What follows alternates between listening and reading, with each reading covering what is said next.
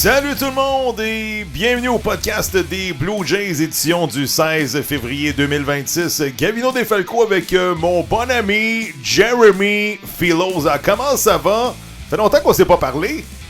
C'est vrai. On attendait qu'il y ait de l'actualité, puis là, tout d'un coup, bing, bang, bang, bang, bang. Non, ça tombe tout d'un coup, là, avec l'ouverture des camps d'entraînement. On a une très grosse émission, peut-être 20 minutes, Philo, je te le dis, là, attachez votre sucre, ça va aller extrêmement vite. Les Blue Jays, écoutez, on aurait dit que c'était hier qu'ils perdaient en finale de la Série mondiale contre les Dodgers de Los Angeles, on sait d'une façon dramatique, match numéro 7 à Toronto. Et là, quelques mois plus tard, écoute, Philo, la neige commence à fondre à Montréal. Non, pas encore. Non. Et là, tout d'un coup, les lanceurs sont au camp d'entraînement, les coachs sont au camp d'entraînement, les journalistes sont au camp d'entraînement, les joueurs de position sont au camp d'entraînement. Regardez ce qui se passe sur les réseaux sociaux. Les Blue Jays sont actifs comme, toutes les autres équipes du baseball majeur. Philo, tu vois où ça a passé vite ou non? Non, moi je trouve ça encore trop long. Écoute, tu sais, là, quand t'es habitué d'être dans le beat du baseball tous les jours, puis d'écouter les nouvelles, puis qu'est-ce qui se passe, puis les podcasts, puis t'informer, puis là, ça tombe mort du jour au lendemain, c'est longtemps. Tu sais, quand t'es à la mi-novembre, puis là, t'es comme, tabarouette, écoute, là, la saison commence dans 4 mois et demi. C'est long, pas à peu près, mais c'est correct, on arrive, là, on approche. Alors, on a eu une très grosse émission, comme j'ai dit tantôt, c'est pas les sujets qui manquent. Philo, on va commencer par peut-être la mauvaise nouvelle. Je sais pas si c'est une mauvaise nouvelle parce que le joueur en question, il a pratiquement pas joué l'année passée. Notre ami Anthony Santander. Écoutez, là, ça a été, je pense, une bombe quand même. C'est un joueur à qui on fondait beaucoup d'espoir. Un gars qu'on a donné beaucoup d'argent l'année passée. 5 ans, 92,5 millions. Le départ de Beau Bichette. Et là, Anthony Santander, il jouera pas peut-être de l'année parce que il faut qu'il aille se faire chirurgier, excuse-moi l'expression, au labral gauche. J'ai aucune idée c'est où le labral gauche, Philo. Une mauvaise nouvelle quand même pour les Blue Jays. C'est où ça, le labral gauche? Es-tu dans l'épaule, ça? C'est dans le coin du Labrador, mais c'est le labral gauche. c'est moins loin que le Labrador. Non, mais simplement pour vous dire que vous le savez, vous vous souvenez que l'année passée, Anthony Santander, à un certain moment donné, plonge dans les estrades, se blesse à une épaule. On pensait que ça allait pas être trop long. Finalement, il a pratiquement pas joué du reste de la saison. Il connaissait jusqu'à ce moment-là une saison catastrophique, un départ très lent. Et là, on disait que durant l'hiver, ça allait mieux et que là, à un moment donné, il y a eu une rechute très récemment et qu'il va être obligé d'être opéré à l'épaule et qu'il va rater de 5 à 6 mois. Puis là, je comprends là, qu'il se sentait mieux durant l'hiver et tout ça, mais Gavino, ça peut pas arriver. À un gars qui gagne 95 millions de dollars, je m'excuse, mais les médecins et le joueur ont une responsabilité par rapport à ça. Il aurait dû être en mesure de pousser la machine durant l'hiver pour voir si vraiment il était prêt, parce que cette opération-là, pour moi, elle aurait dû avoir lieu bien avant. Ouais. Et là, les Blue Jays vont devoir s'organiser sans lui, au moins jusqu'au 1er juillet, peut-être jusqu'au 1er août. C'est longtemps. C'est un historique de blessure pour Anthony Santander. Puis là, tu sais, lorsqu'on avait perdu Beau Bichette il y a quelques semaines au profit des Mets de New York, on s'est dit, au moins on a une carte cachée, le Joker de luxe, Anthony Santander, frappeur ambidex, de la puissance. Schneider, il le voyait deuxième frappeur ou quatrième frappeur l'année passée. Pas été concluant. Moi, je me dis, c'est une des pires signatures dans le baseball majeur des 2-3 dernières années. Tu sais, je veux dire, ce gars-là, il a frappé quoi? 2 circuits l'année passée, quelque chose comme ça. Puis même défensivement, horrible. On l'a vu à la fin de la saison, il était épouvantable. Tu t'en souviens-tu? Son rehab l'année passée, au niveau 3A, lorsqu'il avait frappé un coup de circuit, ça y avait pris, je pense, 3 minutes et quart pour faire le tour des coussins. Tu sais, c'est comme, non. Ce gars-là était loin d'un retour au jeu. Puis moi, je me dis en même temps, là, tu sais quoi, je suis content que Santander soit pas là l'année prochaine, parce que les Blue Jays, ils ont des situations de rechange. Écoute, j'ai toujours de la misère à juger un gars qui est blessé, puis la réalité, c'est qu'il est blessé. C'est toujours la même blessure par rapport à cet incident où il se retrouve là, dans les estrades et il se blesse à l'épaule. Donc, moi, je veux lui donner le bénéfice du doute. Je veux lui donner une chance quand il va revenir puis il va être en santé d'aider cette équipe-là à produire. Mais la réalité, Gavino, c'est que c'est pas du tout le même profil de joueur que Bo Bichette. Pour moi, là, je comptais pas du tout sur Anthony Santander pour remplacer un type de joueur comme Bo Bichette dans l'alignement. Je le répète, je l'ai dit 1000 fois, mais Bo Bichette, ça se remplace pas en claquant des doigts. Moi, il y a 2 gars que je vise pour aider à aller chercher certains coups sûrs que Bo Bichette laisse sur la table. C'est Okamoto et c'est Clement. Alors, on verra si ces 2 gars-là peuvent aller en chercher une partie. Mais pour moi, Santander, de toute façon, ne jouait pas du tout le même rôle que Bo Bichette. Bon, les Blue Jays ont procédé à une transaction cette semaine. Oui. Joey Loperfido, qui quitte les Blue Jays, qui retourne avec les Astros de Houston, a quand même bien fait l'année passée, Joey Loperfido, dans la course au championnat. Les Blue Jays vont chercher Jésus. Je marche sur les eaux, sans chaise. Un gars qui s'assoit à terre sans chaise.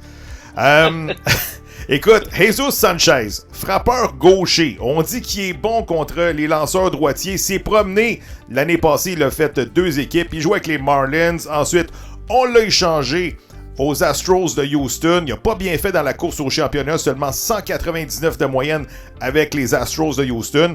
C'est un frappeur de 239 de carrière, mais tu sais, avec des gars comme David Popkins et son enseignement, on sait qu'il a fait tellement une différence, ce coach-là, l'année passée. Il a rendu les gars meilleurs, les Ernie Clement, les Nathan Lucas, un paquet de joueurs supposés niveau 3A. Il a fait des miracles avec ce gars-là, et je pense que, tantôt j'ai écouté l'entrevue qu'a donnée Ross Atkins la semaine dernière lorsqu'ils ont fait l'acquisition de Jesus Sanchez. Je pense que, sérieusement, là, si ça commençait demain matin, Jesus Sanchez, c'est peut-être ton 2e frappeur dans l'alignement. Il amène de la vitesse, bon défensivement. Il y a beaucoup de baseball en lui. Même s'il a 28 ans, ça fait longtemps qu'il joue dans les ligues d'hiver puis au baseball majeur. Je pense, sérieusement, ça va être un gars surveillé. Jesus Sanchez. Moi, ça me fait toujours de la peine, Gavino, quand on abandonne sur un jeune joueur. Je trouvais que Loperfido vraiment s'en allait dans la bonne direction. Mais le problème, c'est que l'année passée, il n'y avait pas de chaise pour lui. C'est ça la réalité. Alors, les Blue Jays sont rendus une organisation qui veulent gagner. Ils veulent gagner maintenant et ils sont prêts à abandonner sur un jeune qui va peut-être avoir besoin d'un petit peu plus de temps pour mettre dans leur alignement un frappeur, un joueur professionnel qui a un petit peu plus d'expérience. Comme tu viens de le mentionner, c'est un gars qui va amener quand même de la vitesse, quelque chose qui manque chez les Blue Jays. Ouais. Moi, je pense que le plafond, personnellement, est plus élevé pour Joey Loperfido, mais c'est sûr que ça risque de lui prendre un petit peu plus de temps à décoller. Et Sanchez va t'amener ce professionnalisme-là, cette expérience-là, que le gérant va dire, tu sais, je sais à quoi m'attendre de ce gars-là, il sait quoi faire sur un terrain de baseball, mais... Frappeur gaucher Sanchez et Davis Schneider également toujours dans l'organisation. Frappeur droitier.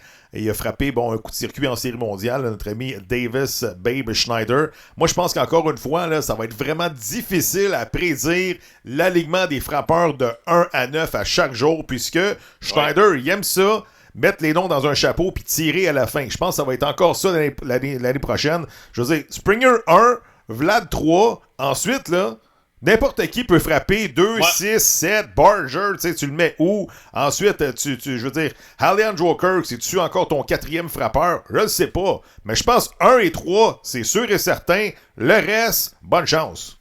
Moi, je l'ai dit, j'aimerais vraiment voir un gars comme Ernie Clement frapper dans le haut de l'alignement et non dans le bas de l'alignement.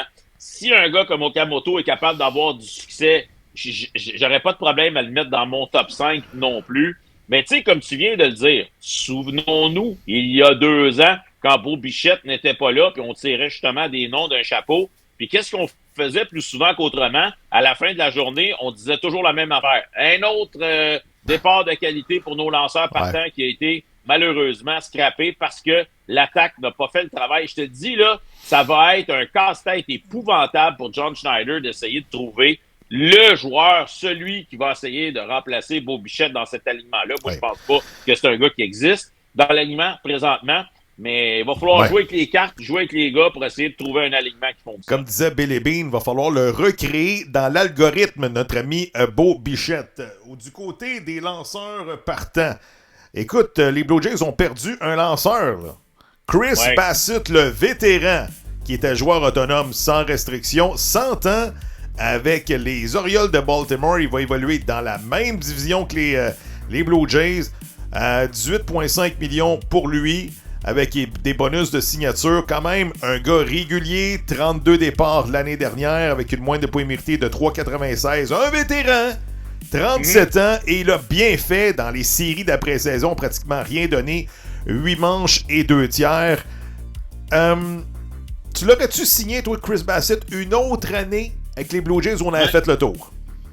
C'est parce que le problème, c'est que tu vas en avoir trop de lanceurs partants. C'est ça le problème. Moi, j'adore Chris Bassitt. J'adore ce qu'il amène dans un vestiaire. C'est un bon vétéran. Il utilise 9 types de lancers différents. C'est un des seuls lanceurs du baseball majeur avec la pagette sur la ceinture. C'est lui qui détermine les tirs qu'il va lancer. Un gars extrêmement intelligent. Je suis sûr qu'il va devenir un lanceur, un instructeur des lanceurs un jour, lui, dans le baseball majeur. Le problème, c'est que t'en as trop. Là, on a confirmé aujourd'hui que Eric Lauer, le plan en match préparatoire, c'est qu'on allait le développer comme un lanceur partant. Je suis tout à fait d'accord avec ça. Il a été très bon dans cette catégorie-là l'année passée. Mais on a décidé de tourner la page sur les vétérans. Là, j'ai entendu que Scherzer c'est réglé. Je sais pas si c'est confirmé avec les Cubs ou pas, là, mais c'est la rumeur qui circule qui s'en irait avec les Cubs. Donc, on a décidé de tourner la page sur ces deux vétérans-là, puis on le sait, ont amené beaucoup. Puis j'ai entendu John Schneider dire que les effets et les impacts que ces deux gars-là ont amenés dans le vestiaire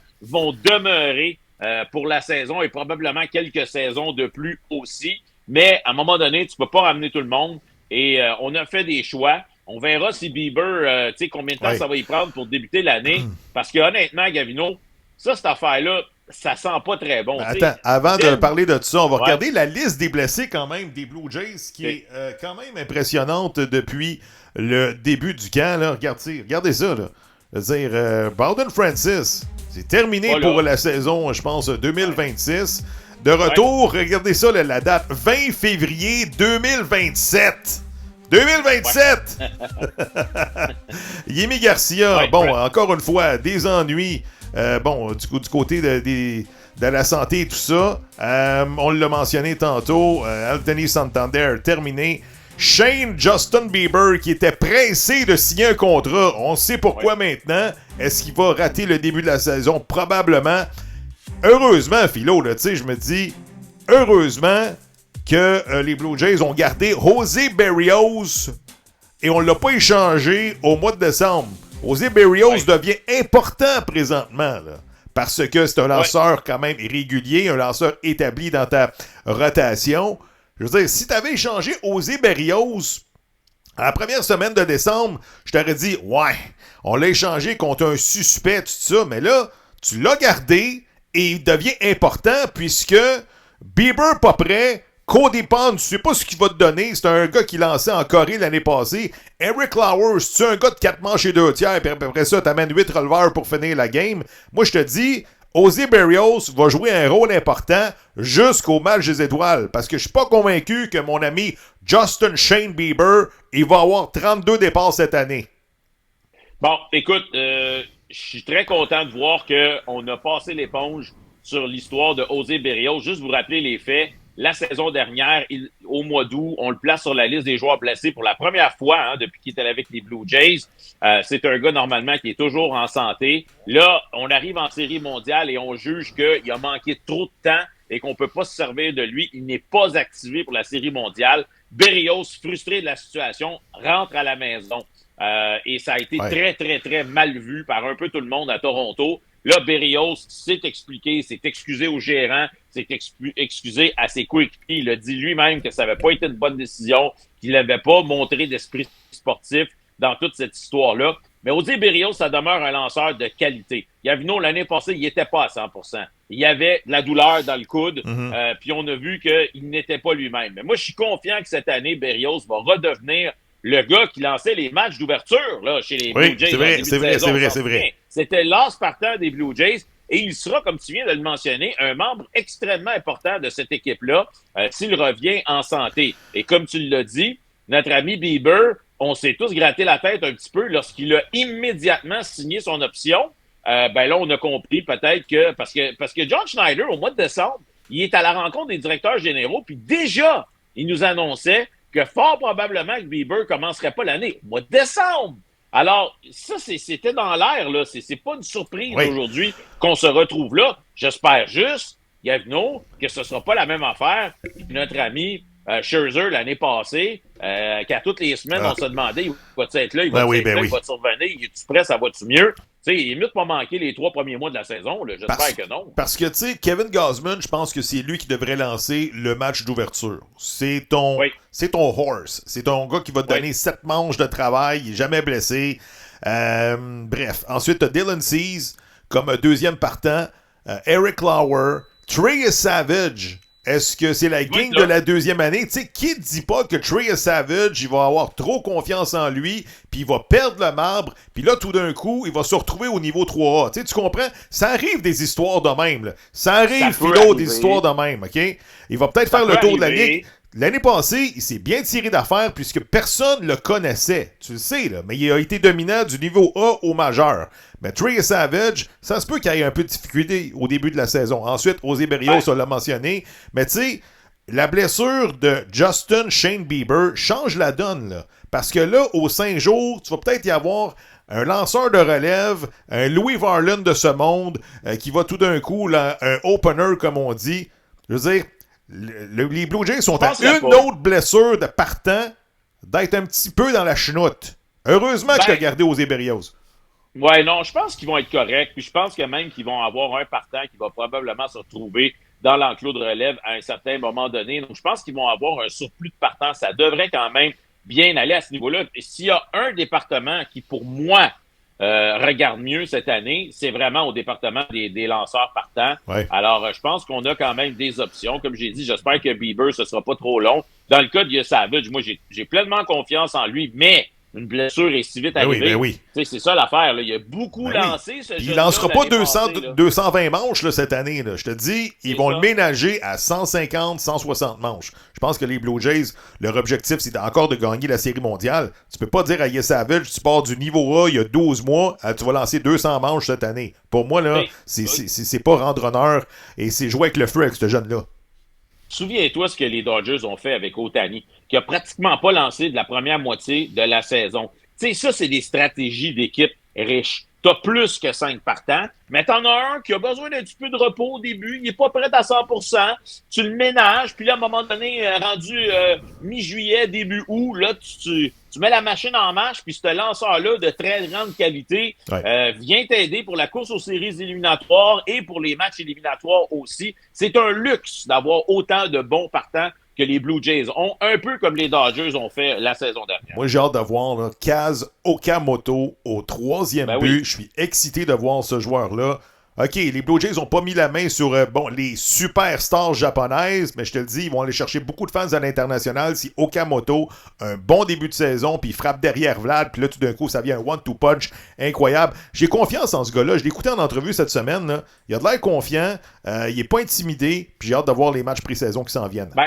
Écoute, la transition est jamais facile pour un joueur japonais qui arrive dans une équipe nord-américaine, surtout où il n'y a pas de Japonais. Il n'y a pas d'autres Japonais dans cette équipe-là. Non. On verra comment la transition va venir. Je m'attends pas au 3e but à un gars qui va aller chercher un gant doré, mais je m'attends par contre à un gars qui va frapper des coups sûrs et il va frapper la longue balle. C'est ça que ça va prendre dans cet alignement-là pour faire essayer d'oublier notre ami Bo Bichette qui... J'ai vu des images de lui au 3e but, là, au camp d'entraînement, là, avec les Mets, là. Okay. Ça n'a pas de l'air convaincant. En tout cas, je sais pas où ils ont pris cette idée-là, là, d'essayer de le mettre au 3e, là. Au 2e, ça aurait été correct. À l'arrêt court aussi, mais au 3e but, ça risque d'être un petit peu une boîte à surprise. Rapidement, parle-moi de la convention collective du baseball qui se termine cette année en 2026. Est-ce que ça sent la grève? Est-ce que tu as quelques infos à rafale avant de parler de la CBA? Oui, je vais juste parler de Springer 2 secondes parce que le gérant John Schneider a dit que la saison dernière, il avait une petite problématique physique que cette année, il s'attendait à l'utiliser plus dans le champ. Personnellement, moi, je l'ai beaucoup aimé comme frappeur de choix l'année passée. Puis surtout là, que Santander est pas là. Moi, je pense qu'il part l'année comme frappeur de choix. Laisse faire là, le champ extérieur, même si il est très capable. J'ai aucun problème avec ça. La convention collective. Là, les rumeurs ont commencé à sortir à l'effet que ce que le baseball majeur demanderait à prime abord, ce serait un plancher à 160 millions, un plafond à 240 millions. Okay? Ça n'a pas été déposé officiellement. Non. Ce sont des informations qui sont sorties. Là, il y a un internaute assez brillant, merci, qui m'écrit et il me dit « Philo, by the way, 21 des 30 équipes sont pas entre 160 et 240. T'en as un paquet qui sont en bas du 160, t'en as un paquet qui sont en haut du 240. Il y a juste 9 équipes sur les 30 présentement qui sont entre ces montants-là de 160 et 240. Je sais pas ce que tu penses de ces deux chiffres-là. C'est intéressant. La première réaction, ça a été comme, OK, il y a bien des équipes riches qui sont dans le chenoute. Il va falloir qu'ils coupent dans le gras, puis ça va être quoi la période tampon pour se débarrasser de ces joueurs-là et d'arriver à la conformité entre 160 et 240? Je ne sais pas. Tu sais, les Dodgers, 3 saisons. Dodgers, mon pif, là, c'est quoi? 3 saisons. Si je veux dire, c'est 400 millions de masse salariale parce que Ohtani, ben tu le payes dans 8 ans 70 millions. Ça, il faut que ça arrête, là, à un moment donné. Là. Des salaires reportés dans 10 ans, ça n'a pas de bon sens. Comme quand chez Weber, il avait signé 15 ans pour Nashville, puis des Rick DiPietro, puis on va te payer plus tard, puis des Bobby Bonilla. Ça, là, tu mets ça aux poubelles. On veut des conventions collectives qui se tiennent et sérieuses. De 1. 2,40, Philo, c'est pas assez. C'est pas assez. Les joueurs vont vouloir plus. Là. Les joueurs, si tu te dis là, entre 150 et 300, ils vont signer. 2,40, là, on s'en va en grève. Mon opinion. Ouais, mais c'est parce que il y a quand même un paquet d'équipes qui sont même pas à 100 millions présentement de masse salariale. Tu vas les forcer à monter à 160 millions. Fait que tu sais, il y aura pas moins d'argent dans le pot, comme on dit. L'argent va juste venir d'endroits différents. Mm-hmm. Moi, je serais très à l'aise avec 160 et 2,40. Là, j'écoutais d'autres analystes qui disaient pour éviter le plafond salarial, il faudrait absolument qu'on force les propriétaires. Premièrement, il faudrait augmenter le partage des revenus et forcer les propriétaires qui reçoivent l'argent du partage des revenus de le réinvestir dans leur effectif et non de le mettre dans leur poche. On va leur tordre un bras. Va chercher un releveur à 8 millions par année, même s'il y a une moyenne de points mérités de 7,34. À peu près. C'est ça. Ça fait pas beaucoup de sens. J'aime mieux le plafond puis le plancher salarial. On s'en va-tu en Floride, nous autres, là? Yes, sir! Oh my God! Yes! On s'en va couvrir les Blue Jays pour vous autres. On va être pas à Toronto. On va passer par Toronto. On fait Montréal, Fort Lauderdale, puis ensuite on s'en va voir du baseball, des Blue Jays. Tous des reportages pratiquement en direct avec nos yeux, nos analyses. Ça promet, Philo. J'ai hâte d'entendre les sons, là. Toc! Tu sais, des pratiques au bâton, là, juste à côté des cages des frappeurs, puis voir des balles détruites à 450 pieds du marbre. As-tu hâte? J'ai très, très, très hâte. Puis depuis 2 ans, Gavino, on est chanceux parce que, tu sais, les Québécois qui descendent en Floride qui sont installés sur la côte est du sud de la Floride, ben les Blue Jays, ça a commencé l'année passée, mais cette année aussi, font maintenant des voyages sur la côte est pour venir jouer des matchs contre les équipes de ce côté-ci, les Mets, les Marlins notamment, les Cards de Saint-Louis. Alors, pour ces gens-là qui sont à Fort Lauderdale ou Miami ou West Palm, c'est vraiment pas très loin, là. C'est une quarantaine de minutes d'auto, 30 minutes. T'es rendu au stade, puis tu peux voir de tes propres yeux les joueurs des Blue Jays au camp d'entraînement. Donc, nous, on va en profiter pour s'organiser des entrevues avec le gérant, avec des joueurs et tout ça. On va avoir des reportages en direct. On va tenter aussi d'aller couvrir un peu la classique mondiale de baseball parce qu'on a des Québécois qui jouent là, des membres des Blue Jays aussi à Miami. Alors, ça va être bien le fun. Puis on invite les gens à nous suivre, bien sûr. Là. Tout ça va défiler, va débouler au cours des prochaines semaines. Et on va avoir un regard averti, un œil averti, à savoir est-ce que les Blue Jays pratiquent les bunts au camp d'entraînement. Je pense que oui. Avec l'arrivée de Popkins, là, d'après moi, ça va se poursuivre dans la même veine. Philo, c'est déjà la fin de l'émission. Suivez-nous, encore une fois, podcast des Blue Jays, disponible gratuit sur toutes les plateformes X, Spotify, YouTube, Apple Music, et on va se reparler peut-être la semaine prochaine. S'il y a d'autres signatures comme ça, un petit flash info sur les Blue Jays. Au nom de Jérémy Filosa, c'est Gavino qui vous dit à très bientôt. Salut Philo! Ciao!